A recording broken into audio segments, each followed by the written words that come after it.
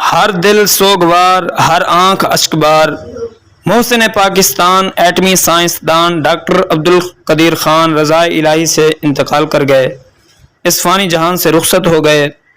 ان کی عمر 86 برس تھی۔ ڈاکٹر عبدالقدیر خان پہلے پاکستانی ہیں جنہیں 3 صدارتی ایوارڈز ملے۔ ان کو ہلال امتیاز سے بھی نوازا گیا۔ ڈاکٹر عبدالقدیر خان 1936 میں بھوپال میں پیدا ہوئے۔ 1947 میں خاندان کے ہمراہ ہجرت کر کے پاکستان منتقل ہوئے۔ انجینئرنگ کی ڈگری 1967 میں نیدرلینڈ کی یونیورسٹی سے حاصل کی۔ انہوں نے بیلجیم کی یونیورسٹی سے میٹل جیکل انجینئرنگ میں ڈاکٹریٹ کی ڈگری حاصل کی۔ بعد ازاں ایمسٹرڈیم میں physical dynamics research laboratory join کی اور 1976 میں پاکستان واپس لوٹے اور ایٹمی پروگرام پر کام شروع کیا۔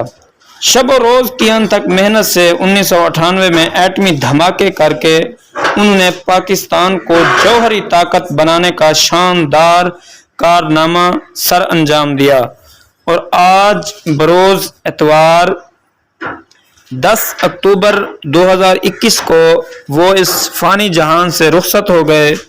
تمام دوستوں ان کے لیے دعائیں مغفرت کریں، ان کی درجات کی بلندی کے لیے دعا کریں۔